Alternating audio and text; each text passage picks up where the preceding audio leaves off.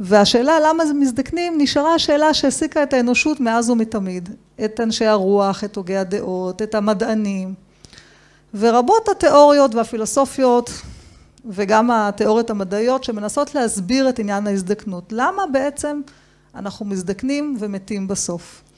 מקובל לחשוב שבעצם מרגע היווצרות האדם, אפילו כשהוא רק נוצר בבטן אמו, כבר יש קוצב זמן, שעון חול כזה, ששתול ב-DNA שלו.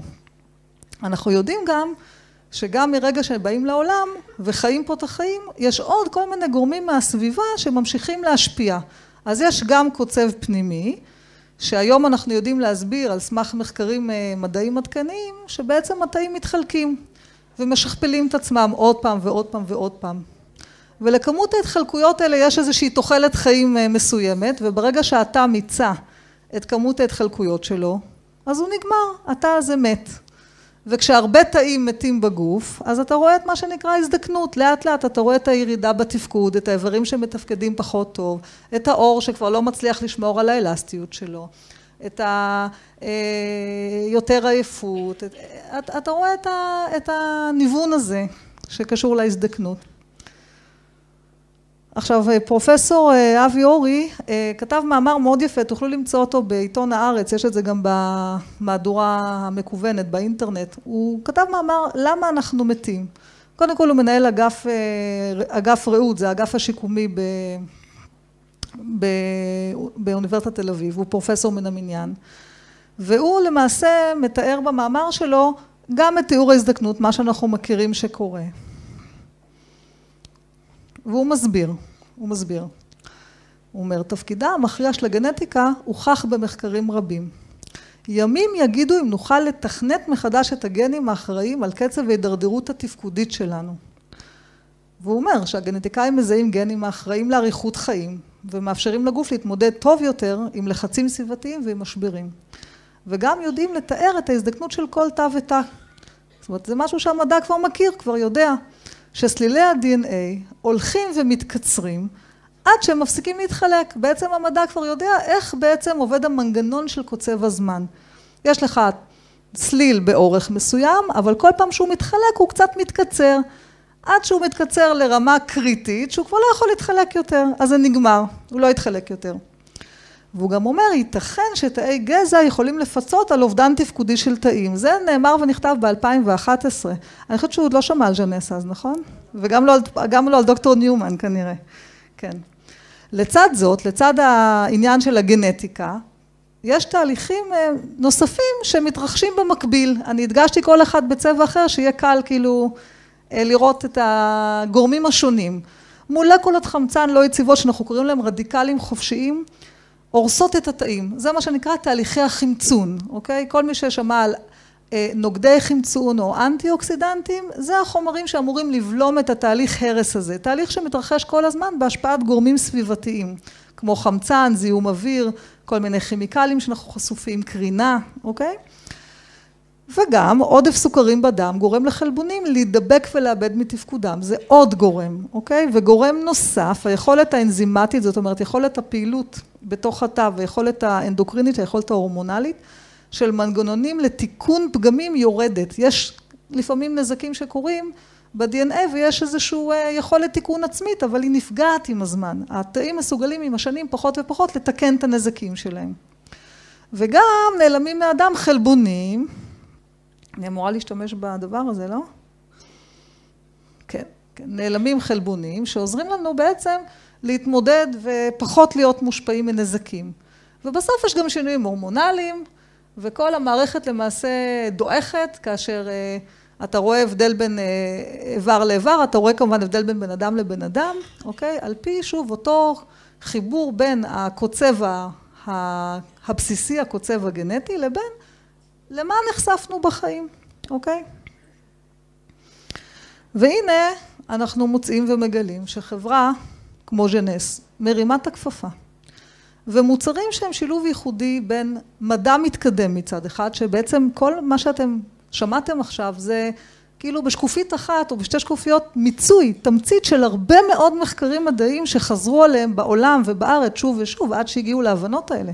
אני מביאה לכם את זה מה שנקרא in a nutshell, כן? אז זה שילוב של מדע מתקדם שמבין את המנגנונים שבבסיס ההזדקנות, יחד עם הייטק ביוטכנולוגי, זאת אומרת יכולת לייצר מוצר שהוא מוצר הייטקיסטי מבחינת הטכנולוגיה של הייצור שלו, וכמובן על כל זה השקעה מסיבית כספית. אני התקשרתי היום לליטל, באמצע היום להגיד לה, תגידי ליטל, אמרתי לה, ראיתי שכל המוצרים הם טריידמרק. טריידמרק זה הסימן הזה של TR, תכף תראו כשרואים את התמונה של המוצר, גם בקטלוגים של החברה, גם בפרוספקטים, כתוב ליד כל מוצר TR, עם עיגול קטן מסביבו. TR זה אומר, TM, סליחה, TM, נכון, תודה. TM זה אומר טריידמרק, זה אומר שזה מוצר שהוא מותג, הוא ייחודי ואף אחד לא יכול לקחת להשתמש בשם הזה. עכשיו, כדי לייצר מוצר שהוא טריידמרק, אתה חייב להשקיע בו הרבה פעמים מחקר, פיתוח, להוציא עליו הרבה פעמים פטנט גם, כדי שלא יגנבו לך את הרעיון. והדבר הזה עולה המון המון כסף. שאלתי את ליטל, יש לך מושג כמה? לא, אין לה מושג, אבל זה הרבה מאוד, אוקיי? אנחנו שמענו פה קודם על ההכנסות של החברה, קחו בחשבון שההכנסות האלה מוצדקות לאור זה שהחברה השקיעה, אני מאמינה, חלק לא קטן מהכסף הזה, בשביל בכלל לפתח את המוצרים האלה, המיוחדים. בעצם מה החברה עשתה? היא לקחה את כל גורמי ההזדקנות המוכחים, אלה שדיברנו עליהם עכשיו, ומצאה פתרון, מצאה מענה. וכשאנחנו לוקחים למעשה את השילוב של המוצרים השונים, אנחנו מקבלים איזשהו סוג של שילוב מנצח, שבולם את ההזדקנות מכמה כיוונים שונים, כי כמו שכבר הבנתם, אין גורם אחד להזדקנות. יש כמה גורמים, כמה שחקנים שמשחקים במקביל. ולכן גם המענים הם כמה מענים שיכולים לעבוד בסינרגיה, לעבוד במקביל. ובעצם, אם אנחנו נשווה את זה להגיע, למצוא את שמבלה במדבר הטיבטי, המעיין נעורים הזה הוא קצת יותר נגיש, תסכימו איתי. קצת יותר קל, מה שנקרא, להגיע לזה. אוקיי? אז יש לנו כאן את הגישה, כן, הפילוסופיה של ז'נס, שמסוכמת במילה yes, ראיתי את ה-yes הזה באתר, שאלתי מה זה ה-yes, הלכתי לאתר אמריקאי וראיתי Youth Enhancement System, למעשה, מה שאנחנו רואים כאן, שאם אנחנו לוקחים את כל ההיבטים השונים של ההזדקנות, אנחנו מגלים שכל מוצר למעשה נותן מענה, כמו שאמרתי, על ערוץ אחד או שחקן אחד בגורמי ההזדקנות, כמו למשל הרזרב, שהוא נוגד חמצון מאוד מאוד חזק, הוא נותן מענה לנושא של ההרס של הגורמי חמצון, כן? של הרדיקלים החופשיים. פיניטי, שנותן מענה לאותה התקצרות של ה-DNA שמתרחשת לאורך השנים. לומינס, הסדרה הקוסמטית, שנותנת מענה לירידה הזאת של קצב התחלקות וקצב התחדשות התאים עם הגיל, אוקיי? ויש כאן גם מוצרים שלא נמצאים עדיין בארץ, אבל הם יגיעו, אני מניחה, והם כולם ביחד נותנים את הקשת השלמה של המענה בעצם המודרני לנושא של ההזדקנות. אני ריכזתי לכם את זה בטבלה שיהיה לכם קל ונוח, אוקיי? בצד ימין יש לנו את הגורמים, בצד שמאל את המענה, את הפתרון. אז התקצרות טלומרים, כל אחד מהמשפטים האלה אני אחר כך ארחיב ויסביר יותר למי שיהיה כוח ללמוד את הנושא, אבל כרגע אני רק מביאה את זה בכותרות, אוקיי? התקצרות טלומרים זה העניין של הקוצב הביולוגי שנמצא מלכתחילה, פה המוצר פיניטי נותן לנו את המענה. הנזקים החמצוניים שמצטברים של רדיקלים חופשיים מקבלים מענה על ידי הרזרב. הנה, עכשיו רואים גם את ה-TM שדיברתי עליו, כן? הירידה ביכולת של התאים לייצר אנרגיה עם השנים, ולא סתם אנשים מבוגרים מרגישים יותר עייפים, יש להם פחות כוח לעשות דברים, יש ככה ירידה בכלל בהרגשה הכללית של הבן אדם, אבל גם אם תסתכלו על כל תא ותא, כל תא גם מסוגל בעצמו לייצר פחות אנרגיה, והמענה אנחנו מקבלים על ידי המוצר וידסל, זה התמונה שלו. וההפחתה בקצב חלוקת תאים. אנחנו מכירים שאצל תינוקות וילדים למשל, קצב הבנייה של תאים הוא הרבה יותר גדול מקצב הפירוק של תאים, ולכן תינוקות מכפילים את המשקל שלהם בשנה הראשונה. תחשבו, תינוק נולד 3 קילו בערך, בגיל שנה הוא כבר 9-10 קילו. זאת אומרת, אצלו קצב הבנייה מאוד מאוד מהיר. אחר כך זה קצת מתמתן, ולאורך גיל הילדות הגדילה קצת פחות מואצת, אבל עדיין יש יותר ייצור תאים חדשים מאשר הרס. מסוף גיל ההתבגרות, 18-20, אנחנו נכנסים לפלטו, שיכול להימשך 20-30 שנה, עד בערך גיל 50, פלוס מינוס, יש איזשהו סטטוס קוו. נהרסים תאים, נבנים תאים, והם בערך פחות או יותר, אצל בן אדם בריא, כן, ששומר על הבריאות שלו, פחות או יותר, אחד מאזן את השני, אחד נהרס, אחד נוצר. מגיל 50 מתחיל להיות מה שנקרא התהפכות של הקצב, מתחיל פחת. והתאים הנהרסים נהרסים יותר מהתאים המתחדשים. זאת אומרת שאנחנו מתחילים לקבל את אותו דפיציט של פחות ופחות תאים מתפקדים בגוף. ואת המענה לזה אנחנו מקבלים לפחות ברמה הקוסמטית, ברמת האור, על ידי הסדרה של הלומינס. יש לנו גם את המוצרים שעדיין לא נמצאים בארץ, לכן אני לא ארחיב עליהם את הדיבור בהרצאה הזאת, אולי כשהם יגיעו נדבר עליהם. אוקיי? הפרופסור דיבר על ריכוז סוכרים בדם, ויש לנו מוצר בשם זן-בודי שמטפל בנושא הזה, גם עוזר להרזיה בדרך, אבל גם נוגע, פוגע באחד הגורמים להזדקנות. יש לנו את הנושא של היעלמות חלבונים מהדם שהפרופסור דיבר, ויש לנו מוצר שנקרא Instantly Ageless, אוקיי? זה אותו קרם פטנט שעובד בצורה מדהימה, כי הוא מחדיר חלבון שהיה ועבד מה שנקרא, ונותן לחלבון הזה לחזור לפעול. והנושא של ירידה ביכולת שיקום התאית, ביכולת תיקון הנזקים בתוך התא, מקבל מענה משני מוצרים מצוינים שנקראים AMPM, ואלה מוצרים שאנחנו נדבר עליהם בעתיד, אבל היה לי חשוב להראות את התמונה השלמה, ובאמת את הגישה של החברה, שנותנת איזשהו מענה רחב ומקיף לנושא של ההזדקנות.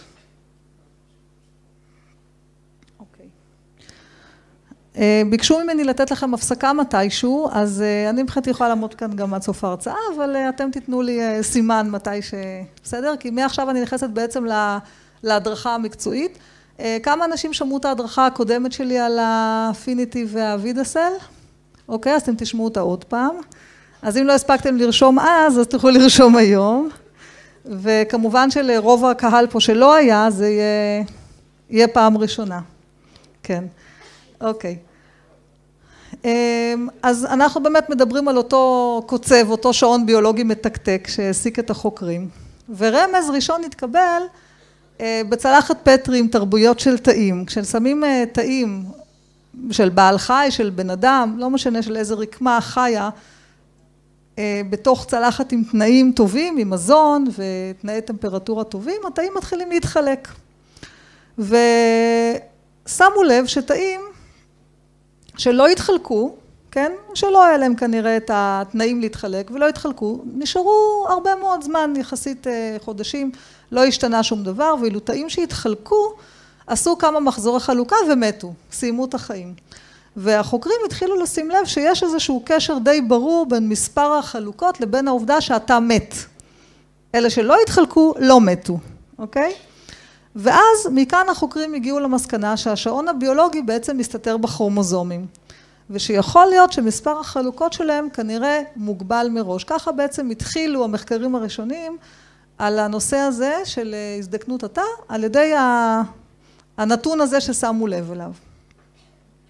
ב-1973 הוצאה התיאוריה לראשונה, שהוצגה בכינוס מדעי בניו יורק כמה שנים אחר כך, ואז היא בעצם זכתה לתעודה מדעית, והיא דיברה על הטלומרים. אם אתם רואים, יש לנו פה זוג כרומוזומים, כאשר בקצה שלהם אתם רואים את האזור הלבן, שכל אחד מהקצוות מאופיין במין אזור לבן כזה, מין כיפה כזאת, שהיא עשויה מחומר, מאותו חומר שעשוי ה-DNA, שזה נקרא חומצות גרעין, אבל גם מסוג של חלבון.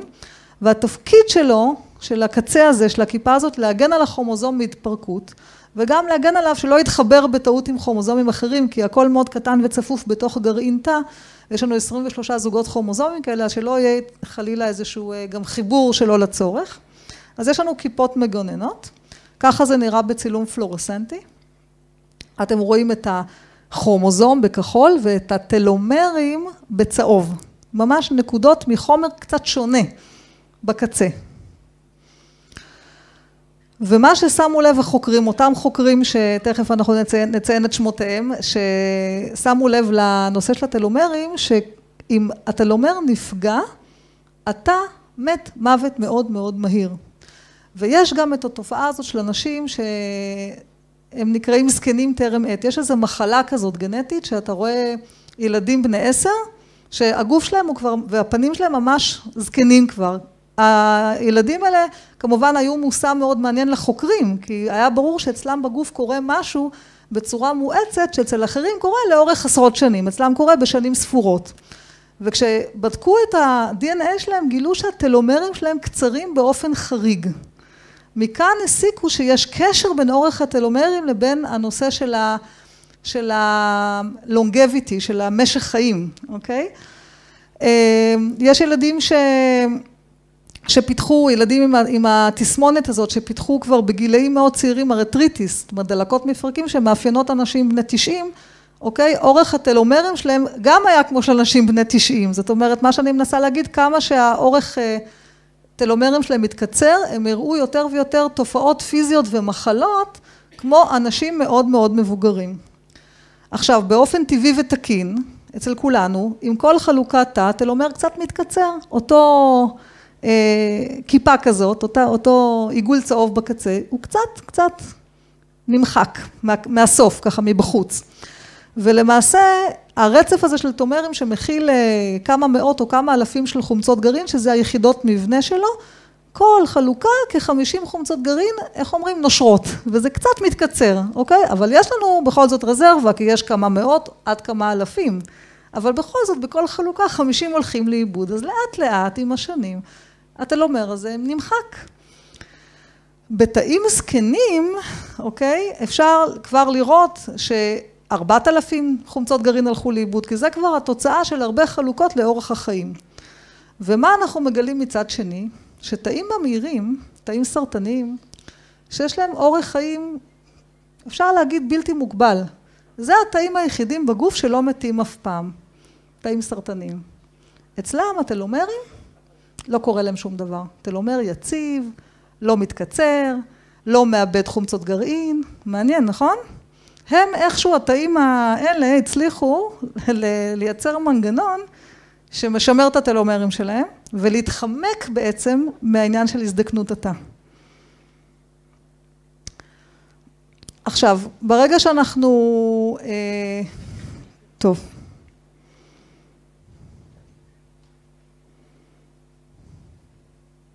אוקיי, יש כאן את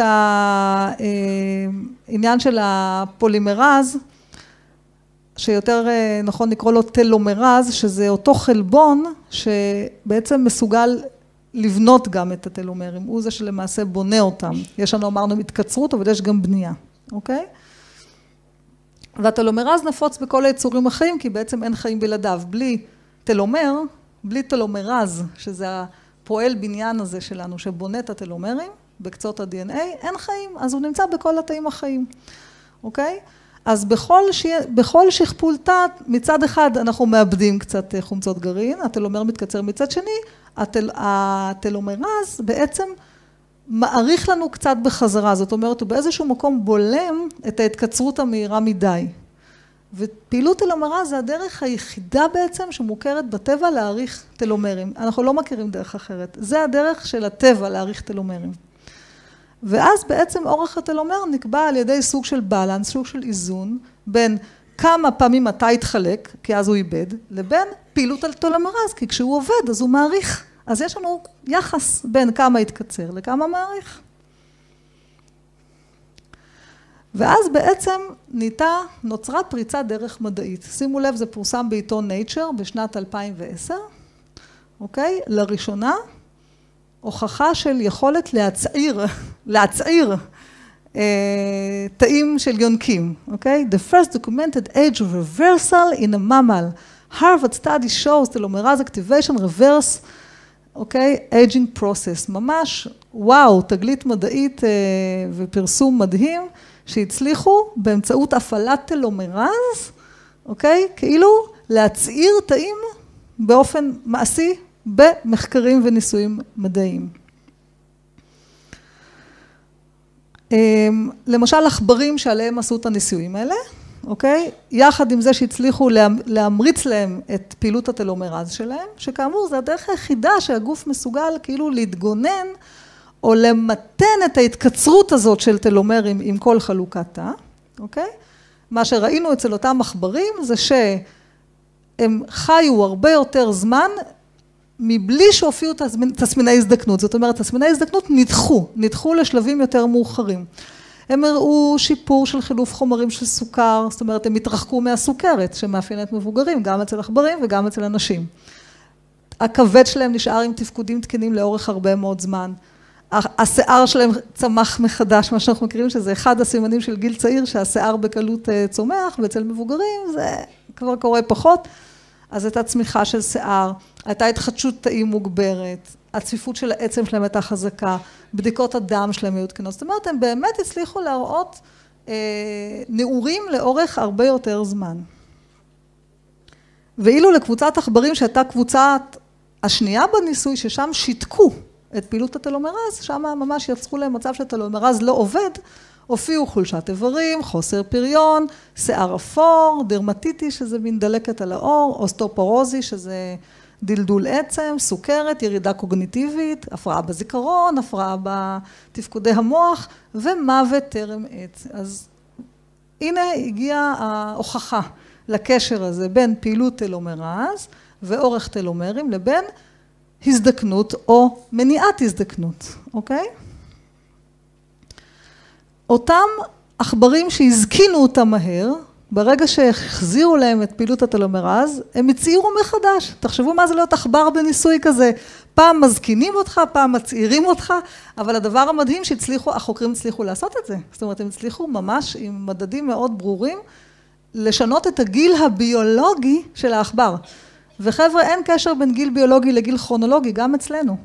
בן אדם יכול להיות בן 50, עם גיל ביולוגי של 70, להיות כבן 70 מבחינה ביולוגית, הוא יכול להיות בן 50 ועם גיל ביולוגי של 30. זה מאוד מאוד תלוי באיך הוא חי, זה מאוד מאוד תלוי בתחזוקה שלו, אוקיי? והחוקרים, כשהם החזירו את הטלומרז לאותם עכברים שגרמו להם להזדקן טרם עת, הם לא ציפו לתוצאה כל כך דרמטית. הם חשבו שבסדר, עד עכשיו האצו להם את ההזדקנות, עכשיו הקצב הזדקנות כאילו יחזור לקצב נורמלי. אבל אף אחד מהחוקרים לא ציפה לראות שהם חוזרים כאילו אחורה בזמן ונהיים שוב צעירים. זה הדהים את החוקרים גם מהתוצאה הזאת, אוקיי? כי פתאום הקוגניציה חזרה. אנחנו מכירים את זה עם אנשים עם אלצהיימר ועם מבוגרים עם דמנציה, כן? לצערנו כבר, חלקנו יש כבר הורים שנמצאים כבר בשלבים כאלה, מתקדמים יותר או פחות. אז כשנותנים להם את הטיפול התרופתי או את הרפואה הטבעית, אז לא מצפים שהם יחזרו להיות בני 18, מצפים שההידרדרות תהיה יותר איטית.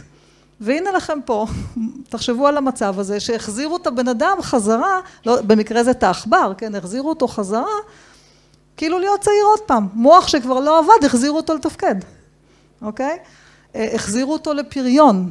אתם יכולים לדמיין באנלוגיה אישה שהופכים אותה להיות כמו בת 60 מבחינה ביולוגית, והיא כבר לחלוטין לא פוריה, אין וסת, אבל אז, מדברת על המחקר, כן? מחזירים אותה חזרה להיות בת 30 ופתאום היא פוריה עוד פעם. זה דברים מדהימים, אוקיי?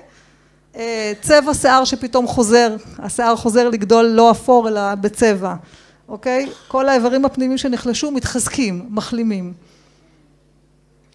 זה היה המחקר שבעצם ככה, מחקר על העכברים בעצם הראה את הדברים הלכה למעשה, ואז בעצם מחקר נוסף ששילב הנדסה גנטית, כשהצליחו בעצם לזהות את הגן שגורם לייצור טלומרז, והצליחו לבודד את הגן הזה שאחראי לייצר את החומר הזה החשוב טלומרז, והחדירו אותו לכל מיני תאים שבאופן טבעי אין בהם כל כך טלומרז, למשל תאי עורלה של בנים, או תאים של ציפוי פנימי של כלי דם, יש תאי פיגמנט בעדשת העין, מה שעושה לנו את הצבע בעין, אלה הם תאים שבאופן טבעי אין בהם כל כך טלומרז, וכשהחדירו להם את הגן הזה, התחילו שם לייצר טלומרז, אוקיי? אז התאים האלה התחילו להתחלק באופן מאוד נמרץ, והראו כל מיני סמנים ביולוגיים, שוב, לאנטי אייג'ינג, כאילו התאים האלה הולכים ובעצם מתרחקים מההזדקנות.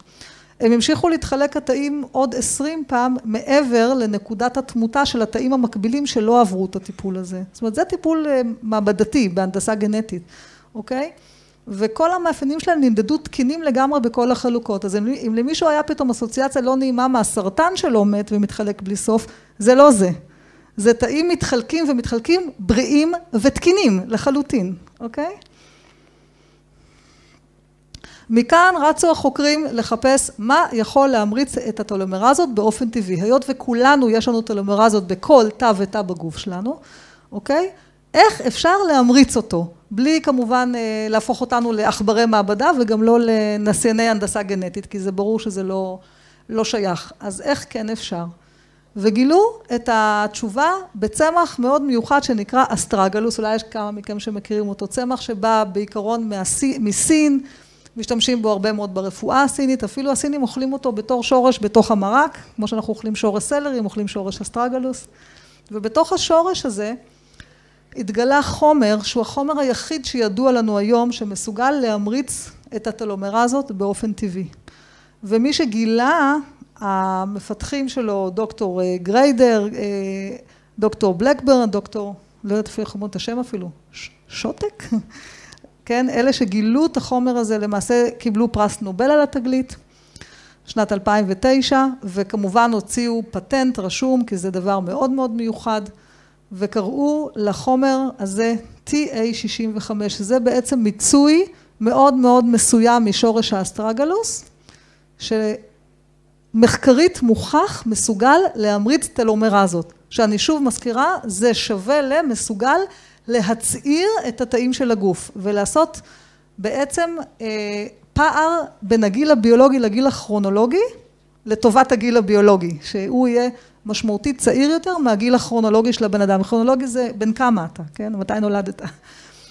אז זה למעשה החומר היחיד ומיוחד בעולם.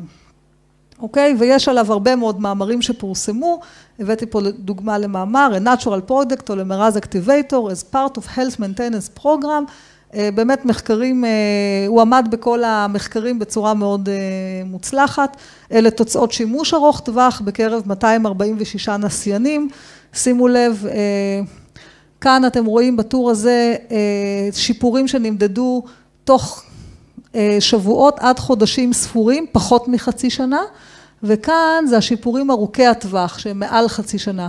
אז תראו באיזה מדדים יש פה שיפורים, ואתם רואים גם את האחוזים. סליפ, זה שינה, בתנועתיות של מפרקים והפחתת דלקת מפרק. באנרגיה, תראו, 69% עלייה באנרגיה, ואם מתמידים עוד, אז זה עולה ל-78%, אוקיי? ביצועים ספורטיביים, תפקוד חיסוני, ירידה בשכיחות הצטננויות וזיהומים, מצב העור, מצב השיער, מצב רוח, ראייה, מופע, איך בן אדם נראה, ותפקוד מיני. ששימו לב, תפקוד מיני כדאי להתמיד, כי אם מתמידים, אחרי מ-37% זה עולה ל-50%, אוקיי? אז יש לנו פה באמת, אפשר לראות שלא מדובר בפתרון לבעיה ספציפית או למערכת או איבר מסוימים, מדובר על השפעה מאוד מאוד רחבת טווח על הגוף כולו, אוקיי? למשל ספורטאים, עשו מחקר על ספורטאים שלקחו את ה-TA65, שיפרו את הביצועים הספורטיביים, ובמקביל נבדקו התאים שלהם, הם הצעירו ב-16 שנים. תחשבו על ספורטאי, הרי אנחנו יודעים שבספורט, התקרת זכוכית של הקריירה של ספורטאי זה הגיל שלו. יש גיל שאם הוא שחקן נבחרת כדורסל או אצן אולימפי, מעבר לגיל מסוים, הוא חייב לפרוש, כי זהו, הגוף לא עומד יותר בדרישה הזאת של ביצועים גבוהים כל הזמן. תראו איזה דבר מדהים זה. אממה, יש בעיה של מחיר, כי הלכתי, בדקתי כמה עולה TA65, וזה מה שגיליתי, בגלל שהמוצר מוגן פטנט. אז אין לו תחרות בעצם, יש רק מקום אחד שזה מי שפיתח את המוצר בעצם יצר חברה מסחרית שמייצרת ומוכרת אותו, ואלה הם המחירים, שימו לב. יש לנו פה, תוכלו לבדוק את זה באינטרנט, אני לקחתי את זה מהאתר הרשמי של היצרן, כן? 90 קפסולות, $600, אוקיי? $600 לקופסה של 90 כמוסות. יש כאן הנחה ומבצע למי שקונה 4 בקבוקים, אז הוא חוסך $200, זה לא לו רק $550 לבקבוק, כן? ואם אנחנו קונים 8 בקבוקים, אנחנו נחסוך $800, זה נשלם רק $500 לבקבוק. חברים, שימו לב, אני יודעת שלפעמים אחת התגובות כשנפגשים עם מוצרי ז'נס זה המילה יקר, נכון? שמעתם כבר ממישהו? אז פשוט קחו פרופורציה ותראו כמה באמת עולה חומר, שהוא חומר שנדרש הרבה מאוד מחקר ופיתוח מדעי כדי בכלל לייצר אותו, והוא מוגן פטנט. אז מה אתם חושבים שיש בתוך אפיניטי, חברים? עכשיו תנחשו, מה יש באפיניטי? TA65, נכון, זה בתוך אפיניטי שלנו. בבקשה, קראת את זה ליהנות מ-TA65, מבלי להזדקק למשכנתה. שימו לב שלא תמיד כל המרבה הרי זה משובח, משום שאפשר לחשוב כביכול שאם אתה תיקח הרבה מהחומר הזה, אתה תצעיר יותר. כאילו נגיד אם אני אקח כמוסה ביום, אני אצעיר ב10 שנים, ואם אני אקח 2 כמוסות, אני אצעיר ב20 שנה. מסתבר שזה לא בדיוק ככה. וכמוסה אחת ליום, במחקרים שישבו בין המינונים, נתנה תוצאות יותר טובות מ2 כמוסות, ו2 כמוסות נתנו תוצאות יותר טובות מ4. מה המשמעות של זה? שבעצם יש פה דוזה, שברגע שאתה הגעת אליה, זה עושה את האפקט ואין צורך ביותר מזה. היותר לא מוסיף, אוקיי? אולי אפילו קצת גורע. אז יש מינון שהמינון הביולוגי האופטימלי. ז'נס חיפשה את המינון הזה. לא להגיד דחפנו הרבה, אלא דחפנו את מה שעובד, אוקיי?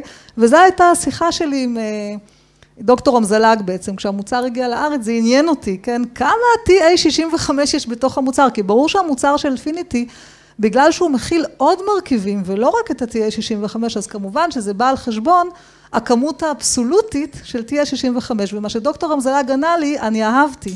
הוא אמר, אנחנו בדקנו מי זה המינון שהוא האופטימלי מבחינה ביולוגית, והוספנו לו חומרים נוספים שבסינרגיה ייתנו את התוצאה הטובה ביותר.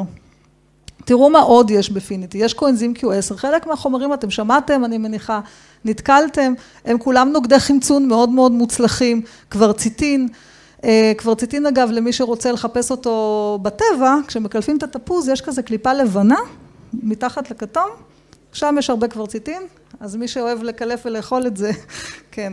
אבל זה כמובן לא, זה לא משהו שאנחנו נוכל לצרוך ממנו הרבה. L-קרנוזין, מיצוי רימונים, טוקוטריאנולים, טוקופרולים, זה המקבילות היותר מתקדמות של ויטמין E. פעם היה לנו ויטמין E כזה ישן וטוב, ויש עליו כבר התפתחויות יותר מתקדמות. טרנס-פטרוסילבין, ויטמינים, B6, B12, חומצה פולית, ויטמין C. בקיצור, יש לנו כאן, אני לא אכנס לפירוט של כל חומר וחומר, כי אנחנו נצטרך פה עוד שעה, אבל אני רואה פה כמה נטורופטים בקהל, אז הם כבר מבינים, מי שקצת בא מהמקצוע, מבין שיש פה באמת שילוב מנצח של חומרים, שכל אחד בפני עצמו תורם את התרומת אנטי-אייג'ינג שלו, וכשלוקחים את כל זה ביחד על ה-TA65, מקבלים תוצאה שהיא מאוד מוצלחת.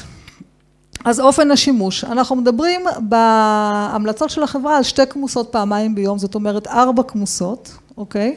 צריך לשים לב לשמור בטמפרטורה שלא עולה את ה-30 מעלות, ולשים לב כי לפעמים בישראל ביולי-אוגוסט הטמפרטורות גם מגיעות ליותר. אז לשים לב שזה לא צריך להיות בהכרח במקרר, אבל לשים לב שזה גם לא יעמוד מתחת לחלון, או באזור הכי חם בבית בחודשי הקיץ, כי זה קצת מקלקל את המוצר. אוקיי? להרחיק מחום, אור לחות, עדיף לשים באיזשהו מזווה כזה שהוא רחוק מהחלונות, ושיש בו טמפרטורה יחסית קצת יותר נמוכה. זה המחיר, אלא אם כן הוא השתנה, מה שאני יודעת, $180 ל-120 כמוסות. אני רק רציתי שתשוו את זה פשוט לחומר המקורי שנמצא בפנים, לעלויות שלו, כן? כי בעצם ז'נס רכשה מהיצרן של TA65 את הזכויות להשתמש בחומר בתוך המוצר שלה, והיא שילמה על זה כנראה הרבה כסף, ואנחנו נהנים מהתוצאה שהיא בהחלט הרבה יותר זולה, מאשר אם היינו מחפשים את החומר באריזה המקורית שלו. עוד דבר שאותי הטריד והיה בשיחה שלי עם דוקטור אמזלג, האם באמת העובדה שטלומרזות פה פעילות יותר, בעקבות השימוש במוצר, לא עלול באמת לקדם אותנו לכיוון של מין תא כזה נצחי כמו התא הממאיר. והתשובה שלו הייתה חד משמעית לא, והיא גם גובתה במחקרים, אני גם צירפתי כאן שוב למי שיש לו קצת התעניינות במחקר ורוצה ככה, יש כאן רפרנס, אפשר למצוא את המאמרים האלה ולקרוא אותם, והוכחה חד משמעית שאין שום סיכון בשימוש בפיניטי. גם אנשים שהם חולי סרטן, גם אנשים שהם בקבוצות סיכון לסרטן, המוצר הזה לא מסרטן נקודה. אוקיי.